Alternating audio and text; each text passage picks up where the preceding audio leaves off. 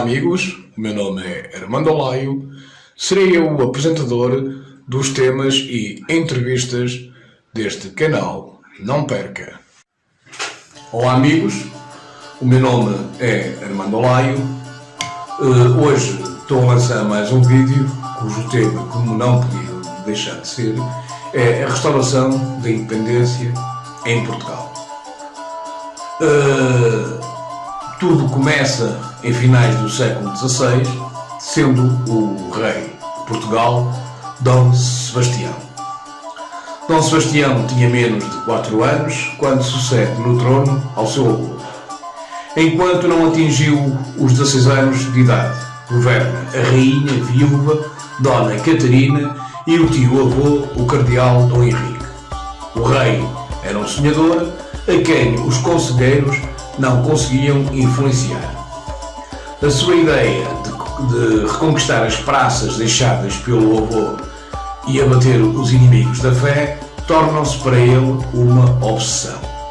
Em 1578, Dom Sebastião morre na Batalha de Alcácer Quibir e Portugal fica assim sem rei. A morte de Dom Sebastião dá origem a uma grave crise política, pois não tinha filhos nem irmãos. Então a coroa é entregue ao seu tio-avô, o cardeal Dom Henrique. Mas, já velho e doente, não podia ter descendentes. Foi rei de Portugal entre 1578 a 1580, sendo este o ano da sua morte. Logo de seguida apresentam-se novos pretendentes ao trono, os principais netos do rei Dom Manuel I, Filipe II de Espanha, Catarina, duquesa de Bragança e Dom António, prior do Crato. A população portuguesa divide-se no que respeita ao apoio dado aos diferentes candidatos. Filipe II de Espanha recebe o apoio da nobreza e da burguesia, pensando assim garantirem a defesa dos seus domínios nas colónias e conseguirem mais lucros, participando no comércio dominado pelo Império Espanhol. Dom António, prior do Crato, recebe o apoio do povo e da baixa burguesia. Tenta resistir às tropas de Filipe II, que invadem Portugal, logo após a morte do cardeal Dom Henrique. No entanto, é vencido na Batalha de Alcântara. Dona Catarina de Bragança recebe algum apoio dos vários grupos sociais, no entanto, sendo mulher, era a candidata com menos hipótese. Filipe II de Espanha consegue assim ser aclamado rei com o título de Filipe I de Portugal. Filipe I de Portugal, cujo nome é o Prudente, em abril de 1581, nas Cortes de Tomar, jura manter no reino a língua portuguesa, a cunhagem de moeda própria, a nomeação de portugueses para os cargos de governadores, o respeito pelos usos e costumes e liberdades do país, a conservação de todos os foros, ou seja, direitos e costumes, a colocação de soldados portugueses nas guarnições de praças e fortalezas. Durante 60 anos viveu-se em Portugal um período que ficou conhecido na história como domínio filipino. Depois do reinado de Filipe I, II de Espanha, veio a governação de Filipe II de Portugal, III de Espanha. Logo de seguida, Filipe III de Portugal e IV de Espanha. Estes reis governavam Portugal e Espanha ao mesmo tempo, como um só país, definindo-se esta monarquia como dual, ou seja, um rei para 2 reinos. Durante as primeiras décadas de domínio filipino, Portugal ainda beneficiou da administração espanhola. Todavia, a partir do reinado de Filipe II, a União Ibérica começa-se a revelar prejudicial. Os nossos direitos deixaram de ser respeitados, os nossos territórios coloniais não eram defendidos dos ataques de outros países, o povo estava descontente com o aumento dos impostos e a mobilização para os exércitos de Espanha. Os reinados de Filipe II e Filipe III ficaram marcados pela violência e opressão sobre os portugueses. Com estes acontecimentos, o nosso país entrou em crise. Durante 60 anos, o governo dos reis espanhóis leva Portugal à ruína das finanças, do comércio, da agricultura e da marinha. Abandonando o nosso império ultramarino às ambições de outros países como Holanda, França e Inglaterra.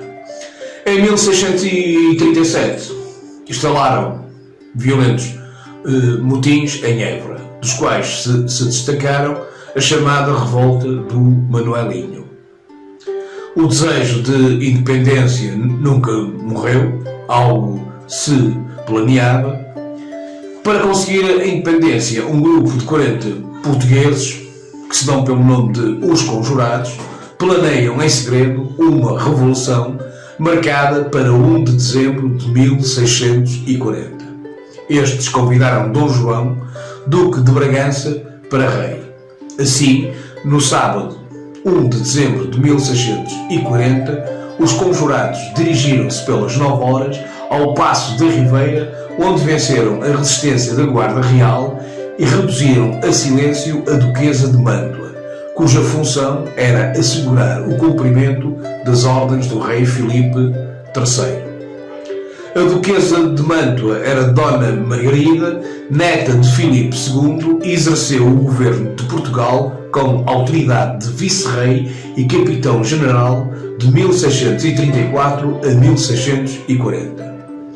Não tardou que Miguel Vasconcelos, o secretário do Estado e símbolo do ódio que os portugueses votavam na Castela, fosse descoberto num armário de papéis, sendo logo morto a tiro e o seu corpo lançado pela varanda e sujeito às iras da população que, entretanto, acorreram em apoio dos conjurados.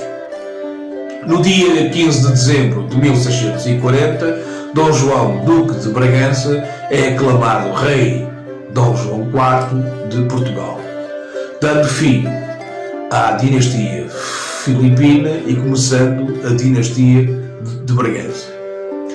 Dom João IV fez frente às dificuldades com um vigor que muito contribuiu para a efetiva restauração da independência de Portugal. Reorganizou o exército e a defesa para fazer frente às tentativas de invasão dos espanhóis, conseguindo vencê-los em importantes batalhas como as linhas de Elvas, a Meixial e Montes Claros. No entanto, a paz só seria assinada em 1668 pelo Tratado de Madrid. Da atividade global do seu reinado, devemos destacar o esforço efetuado na reorganização do aparelho militar, tais como reparação das fortalezas das linhas defensivas fronteiriças, fortalecimento das guarnições de defesa do Alentejo e Beira e obtenção de material e reforços no estrangeiro.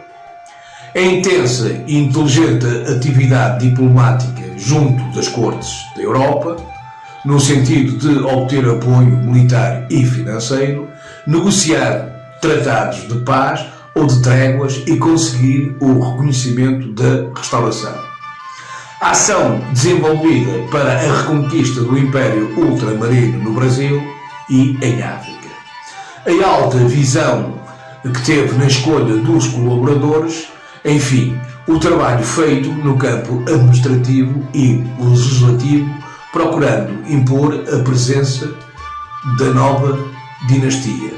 Dom João IV proclamou Nossa Senhora da Conceição padroeira de Portugal e, em 1646, oferece-lhe a coroa. Dom João IV era casado com a rainha Dona Luísa de Gusmão, que sempre o apoiou na causa da restauração, ficando célebre por duas frases. A primeira, mais vale ser rainha por uma hora do que duquesa toda a vida, e a outra, é preferível morrer reinando do que viver servindo. Quando Dom João IV morre, o reino ainda não se encontrava em segurança absoluta. A paz só seria assassinada em 1668, já no reinado do seu filho, Dom Afonso VI, pelo Tratado de Madrid. Por hoje é tudo. Espero que tenham gostado do meu trabalho. Se assim for, partilhem o vídeo com os vossos amigos. Não se esqueçam de clicar no sininho para serem notificados de próximos trabalhos e subscreverem o canal. Um forte abraço e até ao próximo vídeo.